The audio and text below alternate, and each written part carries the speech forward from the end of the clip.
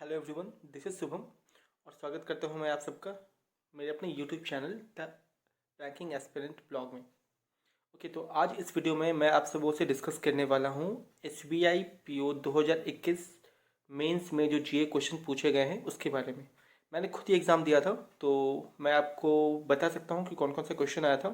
मैं बहुत सारे साइट्स पे जो फेमस साइट्स हैं, कहने का मतलब है आई मीन टू से कि जैसे अड्डा हो गया या फिर और भी बहुत सारे जो फेमस चैनल्स हैं यूट्यूब पे, ठीक है, उनके ऐप्स पे भी मैं देख रहा हूँ कि वो लोग बहुत सारे क्वेश्चंस ऐसे डाल रहे हैं जो जिसका कोई सेंस नहीं बनता। आई मीन टू से कि क्वेश्चन आया था बट वो जो क्वेश्चन डाल रहे हैं वो क्वेश्चन नहीं था। मैंने पर्सनली दिया है, मुझे पता है। तो मैंने टोटल क्वेश्चन याद करने की कोशिश किया है बट मैं टोटल 34 क्वेश्चन ही असेंबल कर पाया हूँ, ठीक है। फिर भी वो 34 क्वेश्चन आई थिंक वो काफ़ी होंगे आपके लिए। आउट ऑफ 34 क्वेश्चन मिल जाना भी आसान नहीं होता है। सो बाकी का 6 क्वेश्चन आप देख सकते हैं अगर आपको कहीं और मिले तो। बट मैंने अपनी तरफ से पूरी कोशिश की है कि जो क्वेश्चन एग्जाम में आया था सेम टू सेम मैं वैसा दूँ।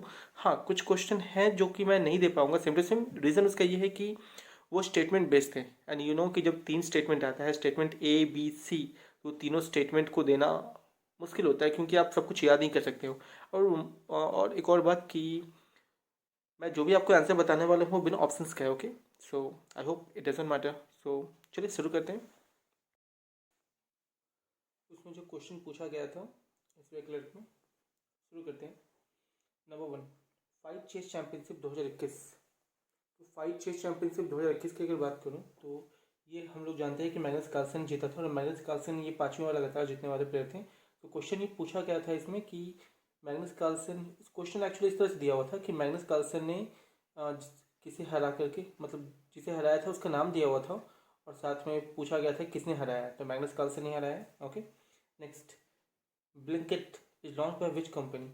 एक्चुअली ब्लिंकिट अभी कुछ लॉन्च हुआ है। मैंने इसके बारे में नहीं पढ़ा था तो मुझे उतना आइडिया नहीं था इसके बारे में, तो इसका आंसर मैंने गलत टिक किया है। बट सही आंसर है इसका ग्रोफर्स। बट मैंने एक्चुअली इसका आंसर टिक कर दिया था स्विगी, जो कि डेफिनेटली गलत हो गया है।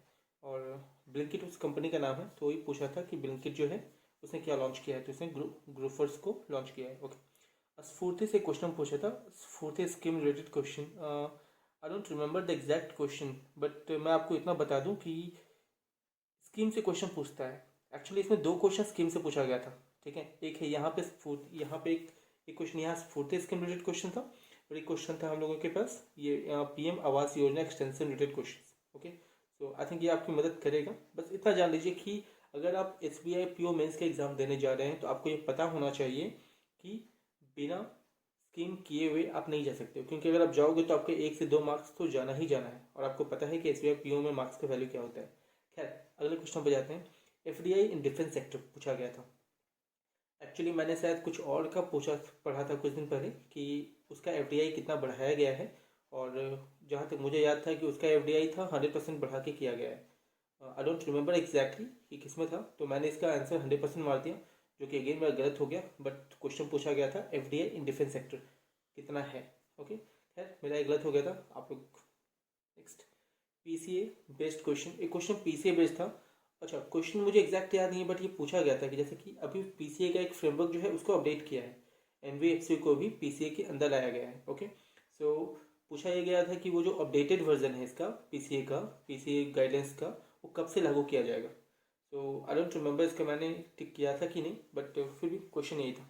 Next, Omicron virus. ओमिक्रोन के बारे में मैं सब कुछ पढ़ के गया था। आप लोग भी जब पढ़िएगा तो आप सब कुछ पढ़ के जाएंगे, मुझे पता है एवरीथिंग। ओमिक्रोन कहाँ से ओरिजिन हुआ, कहाँ पे हुआ, इंडिया में पहला केस कहाँ हुआ था, सब कुछ मैंने पढ़ा था। ये साउथ अफ्रीका में हुआ है, स्टार्टिंग इसका साउथ अफ्रीका से हुआ है और इंडिया में मैक्सिमम केस साउथ अफ्रीका से ही आया है अभी तक।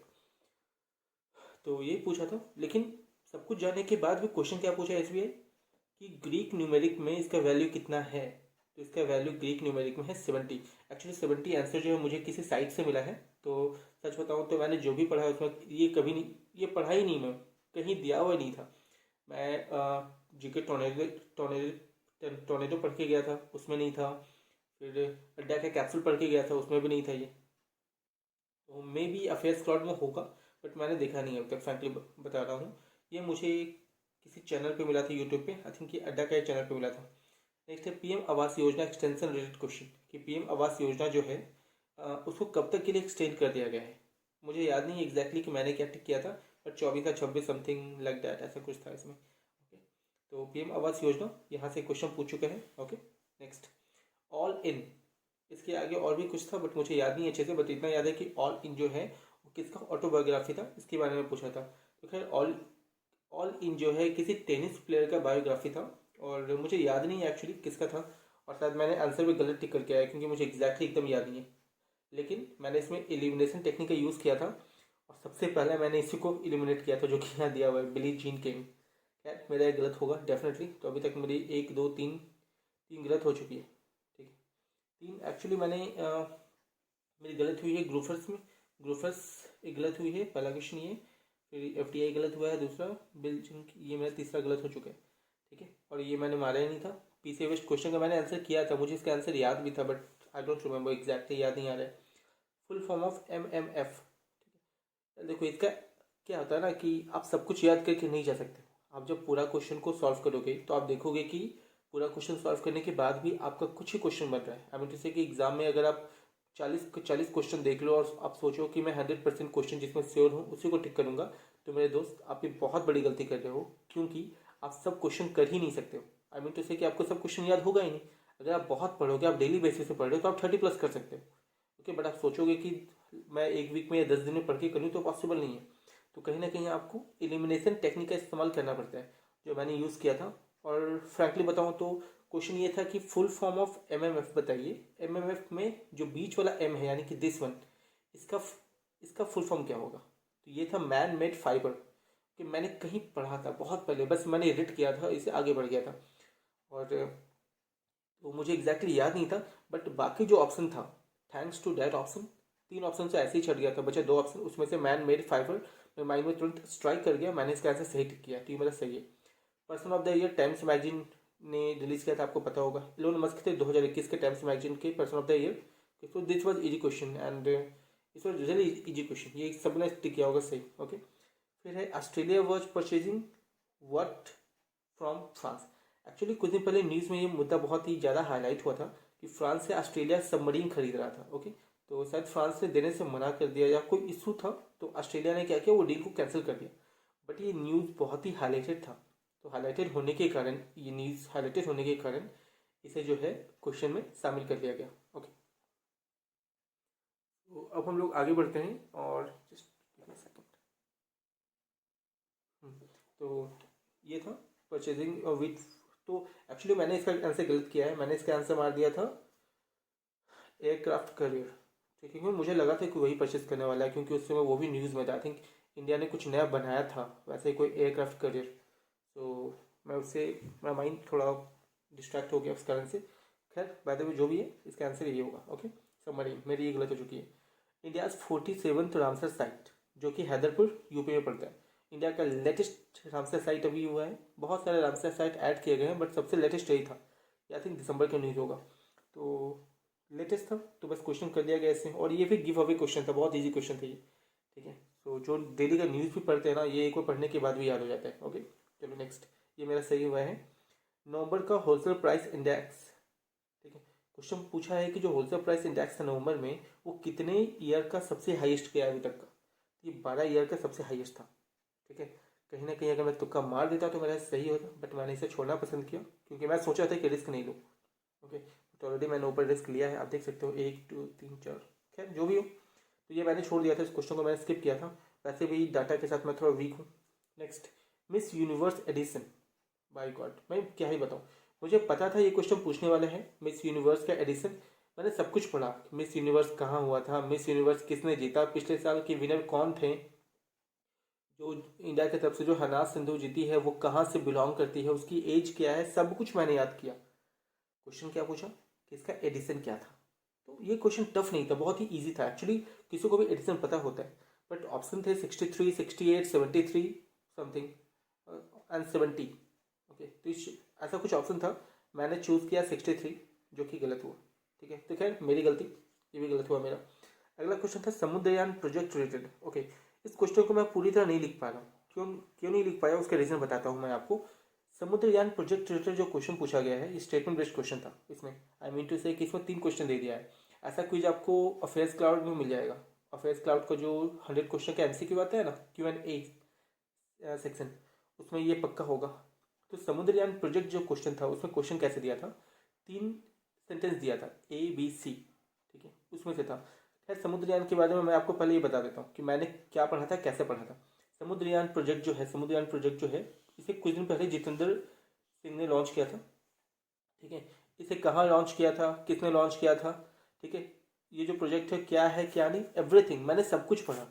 क्वेश्चन किस क्या आया था एग्जैक्ट याद नहीं है, बट फिर भी मैं आपको थोड़ी बहुत बताता हूँ। ये कितने मीटर डीप समुद्र में जा सकता है, इसका टोटल बजट कितना था, और एक क्वेश्चन ये था कि इसमें कितने लोग बैठ सकते हैं। ये टोटल 3 सेंटेंस था। तो मैंने एलिमिनेट किया पहला, जो मुझे पता था कि कितना डीप जा सकता, इसका बजट क्या था मुझे वो पता था, ठीक है। कितने लोग बैठ सकते हैं मुझे ये पता नहीं था। कितने लोग कितना डीप जा सकता है मुझे ये भी पता नहीं था। तो मैंने ऑप्शन एलिमिनेट किया, 3 ऑप्शन एलिमिनेट हो गए थे क्योंकि इसमें नंबर ए था। तो बाकी 2 था, मैंने तुक्का मारा है। आई डोंट नो सही हुआ कि नहीं, so I am keeping it on hold. Next, which country give royal gold medal to Balkrishna Doshi. Balkrishna दोषी को किस कंट्री ने गोल्ड मेडल दिया है, ठीक है, रॉयल गोल्ड मेडल दिया है, ठीक है, रॉयल गोल्ड मेडल। वो नाम से ही सी हो, रॉयल गोल्ड मेडल, रॉयल वगैरह जो वर्ड इस्तेमाल किया जाता है ना, वो जनरली यूके में किया जाता है। यूके की जो क्वीन वगैरह है, क्वीन वगैरह होती है, वो सब यूज़ उन लोगों के लिए यूज़ किया जाता है रॉयल नाम का वर्ड जो है, ठीक है। तो यूके नहीं दिया था एक्चुअली, मुझे इसका आंसर पहले से पता भी था और ये गेस भी किया जा सकता है, कोई बड़ा इशू नहीं है। ओके नेक्स्ट, तो इसका आंसर क्या होगा, UK. Name the novel which got Booker prize 2021। Okay again यहाँ पे क्या है कि ये भी गिव अवे क्वेश्चन था। ये इतना इजी क्वेश्चन था कि क्या बताऊँ, ये इजी था, दिस वाज इजी रियली, क्योंकि अगर आप एक बार पढ़ोगे तो आपको याद रहेगा, ठीक है।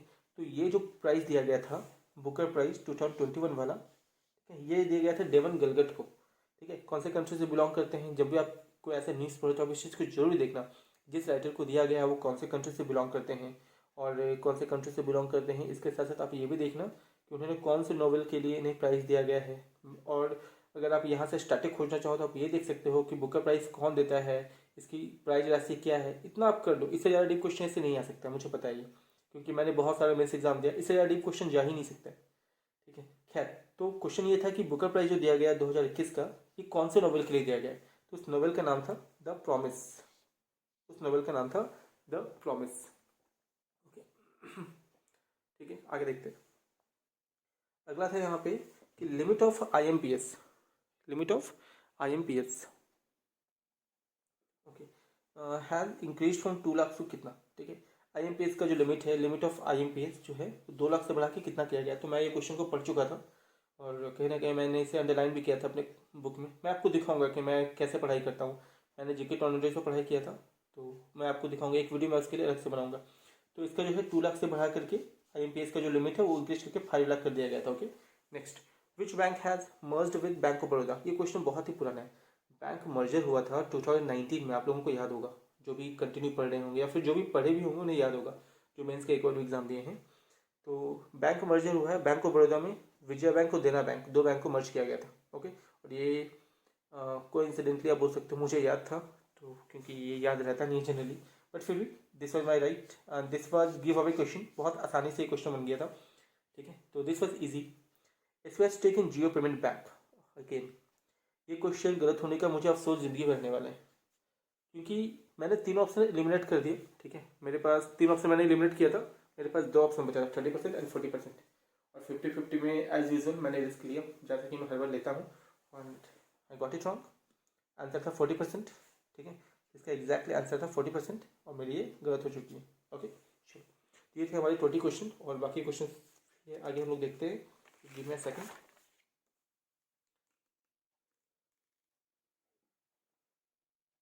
Okay let's start. तो अगला क्वेश्चन था क्वेश्चन नंबर 21, PM मित्र स्कीम, ठीक है। एक स्कीम से क्वेश्चन और आ गया यहाँ पे, एक स्फूर्ति था, एक मित्र स्कीम हो गया, एक PM आवास योजना हो गया। तो आप देख रहे हो ना कि इस स्कीम से कितने क्वेश्चन कर रहे हैं। PM मित्र स्कीम से ऐसा वैसा क्वेश्चन नहीं था, ये क्वेश्चन वही इसका आंसर दे सकते थे जिन्होंने इसको डिटेल से पढ़ा है। को इंसिडेंटली मैंने इसे डिटेल से पढ़ा था और मुझे याद था, स्टेटमेंट मुझे एग्जैक्टली याद नहीं आ रहा है। आई थिंक ये एक स्टेटमेंट मुझे याद है कि PM मित्र स्कीम जो है ये क्या चीज़ से रिलेटेड है और इसे शुरू कब किया गया था, तो मुझे याद था। तो मैंने बस एक गेस किया है ऑप्शन एलिमिनेट करके, आई होप वो सही हो। So I am keeping it on hold, मुझे नहीं पता सही है नहीं। अगला क्वेश्चन था कि कंट्रोल्स ब्रांड इंडिया रिपोर्ट 2021 के अनुसार एफएमसीजी और non FMCG controls brand India report 2021 के अनुसार एफएमसीजी एंड नॉन एफएमसीजी जो है कैटेगरी में, इस कैटेगरी में किसने जीता है, मतलब इसके जो है मतलब कौन विनर रह चुके हैं। तो एशियन पेंट जो है एफएमसीजी कैटेगरी से विनर था और टाटा टी जो है नॉन एफएमसीजी से विनर था। और सच बताऊं तो अगर आपने इस न्यूज़ को एक बार भी पढ़ा होगा ना, इस न्यूज़ को अगर आपने एक बार भी पढ़ा होगा तो इसका आंसर देना बहुत ही आसान था, बच्चों वाला काम था। ओके, अगला हम लोग आते हैं total number of bank including RRB NF. देखो this is wrong, exactly this is wrong, give me a second. तो ये नहीं, क्वेश्चन ये था कि total number of public bank, public sector bank, public sector bank, total number of public sector bank कितने हैं India में, वो पूछा गया था। तो मुझे इसके बारे में थोड़ा भी आइडिया नहीं था, मैंने इस क्वेश्चन को स्किप किया है। ठीक है, टोटल नंबर ऑफ बैंक है 85,166 ब्रांचेस पूछा था, extremely sorry, total number of branches in all over India 85,166 branches थे। Okay, next PCA based question एक आया था। ठीक है, मुझे अच्छे से याद नहीं है, आई थिंक इस क्वेश्चन को मैंने पीछे भी एक बार डिस्कस किया है। ओके, खैर ये क्वेश्चन रिपीट हो गया है। 13th edition of Asia Europe summit, Asia Europe summit जो है उसका 13th एडिशन कहाँ हुआ है इस बार, इसे कौन से कंट्री ने ऑर्गेनाइज किया है, उसका वेन्यू पूछा था। ठीक है, 13th एशिया यूरोप समिट, तो इसे ये हुआ था कंबोडिया में। ठीक है, जो जिसने इसे पढ़ा होगा वो सही कर दिए होंगे डेफिनेटली, बट मुझे डाउट है, मुझे याद नहीं आ रहा एक्चुअली मैंने क्या टिक किया है, बट मैंने एलिमिनेशन टेक्निक का यूज़ किया था, तो मे बी मैं श्योर नहीं हूँ। नेक्स्ट आता है Airtel India startup innovation challenge, Airtel ने किसके साथ मिलकर शुरू किया था। Airtel India startup innovation challenge Airtel ने किसके साथ मिलकर स्टार्ट किया था। तो ये जो एयरटेल ने था इन्वेस्ट इंडिया के साथ मिलकर स्टार्ट किया था, तो इसके बारे में मुझे पता नहीं था एग्जैक्टली। ठीक है, तो मैंने इसका भी 50-50 में ऑप्शन एलिमिनेट करके किया है, so I am not sure about that क्या होगा। अच्छा, अगला क्वेश्चन, ये मैंने ऑप्शन एलिमिनेट करके किया था और इसका आंसर मुझे पता है, सही है ये। क्वेश्चन ये था कि अनइक्वालिटी रिपोर्ट आया है, most unequal region in the world, inequality report के अनुसार मोस्ट अनइक्वल रीजन पूरी दुनिया में कौन सा है। तो ये है मेना, मेना means middle east and north America का जो साइड है वर्ल्ड मैप पे, वो बहुत ही अनइक्वल रीजन है वर्ल्ड में। ठीक है, मतलब एक तरफ जो है कुछ कंट्रीज हैं जो बहुत ही रिच है और उसी इलाके में कुछ कंट्री है जो बहुत ही ज़्यादा पुअर है। ओके, चलो नेक्स्ट आते हैं तो the Covid stress resolution committee. Government of India ने कुछ दिन पहले जब कोविड का स्ट्रेन आया था तो कोविड स्ट्रेस रिजोल्यूशन कमेटी बनाया था, गवर्नमेंट ऑफ इंडिया ने कोविड स्ट्रेस रिजोल्यूशन कमेटी बनाया था। ओके, इस कमेटी में के हेड कौन थे, ये क्वेश्चन किया गया था। तो क्वेश्चन जो है मैंने गलत टिक किया है इसका आंसर होगा केवी कामत, जो कि मैंने एलिमिनेट किया था वो गलत हो गया है। ठीक है, केवी कामत एक्सट्रीमली रॉन्ग। फिर सेंसस से एक क्वेश्चन आया था जो 2011 का सेंसस से, जैसा कि आपको पता होगा सेंसस हर 10 साल में एक बार होता है, बट इस बार कोविड के कारण सेंसस नहीं हो पाया है। सेंसस 2011 में हुआ था लास्ट, उससे रिलेटेड क्वेश्चन आया था और ये क्वेश्चन ऐसा था कि ये वही कर सकते हैं जिन्होंने सेंसस को डीप में पढ़ा था। तो ये क्वेश्चन मैंने स्किप करना ज़्यादा जरूरी समझा, क्योंकि आप सब क्वेश्चन को अटेम्प्ट नहीं कर सकते, कुछ क्वेश्चन को अटेम्प्ट करने में ही भलाई होता है, स्किप करने में ही भलाई होता है। अगला है centralize receipt of processing centre. ठीक है, ये है कहाँ स्टैब्लिश किया गया था, तो ये स्टैब्लिश किया गया है चंडीगढ़ में। ठीक है, ये जो है CRPC जो है ये सेटअप किया गया है चंडीगढ़ में। ओके, तो this was easy one.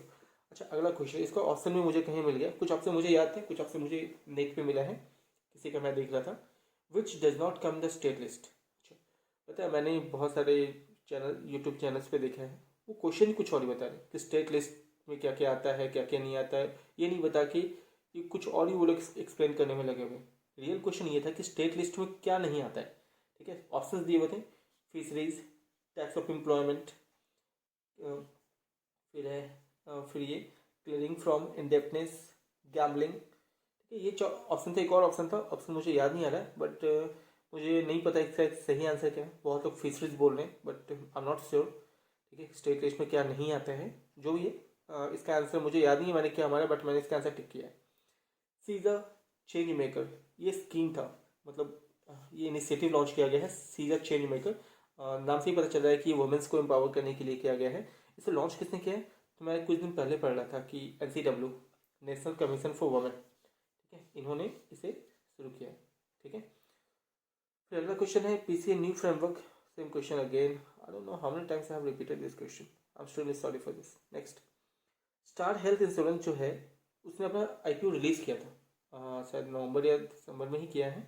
Star health insurance ने अपना आईपीओ रिलीज किया है, लेकिन उसने अपना आईपीओ साइज को स्लैश कर दिया। क्यों? क्योंकि मार्केट से उन्हें अच्छा रिस्पॉन्स नहीं मिल रहा था। तो क्वेश्चन ये पूछा कि उसने अपना जो इंश्योरेंस, जो स्टार हेल्थ इंश्योरेंस जो है, अपना आईपीओ को स्लैश करके कितना से कितना, मतलब कितना किया है, कितना से कितना नहीं, स्लैश करके कितना किया है। तो उसका एग्जैक्ट आंसर मुझे नहीं पता था, ठीक है, तो वो मैंने छोड़ दिया, क्योंकि एग्जैक्ट मुझे कुछ भी नहीं पता था, उसे मैं एलिमिनेट भी नहीं कर सकता था, तो मैंने इसे छोड़ना ज़्यादा बेहतर समझा। आई होप कि ये आपका मेरा जो एनालिसिस है वो आपके काम आया होगा। अगर ये वीडियो आपके लिए हेल्पफुल था तो प्लीज़ मुझे फॉलो कीजिए, एंड मैं ऐसे ही वीडियो बनाता रहूँगा, क्योंकि मैंने जितना भी एग्ज़ाम देना हूँ, अभी मेरा IBPS PO निकला हुआ है प्रीलिम्स, इसका भी मैं मेंस के एग्ज़ाम देने जाऊँगा, उससे रिलेटेड भी मैं वीडियोज़ बनाऊँगा।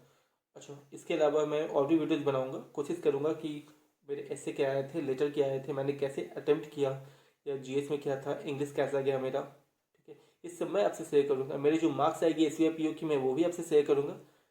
तो प्लीज़ मेरे चैनल को सब्सक्राइब कीजिए, ताकि मुझे भी थोड़ा कॉन्फिडेंस मिले। Okay, thank you.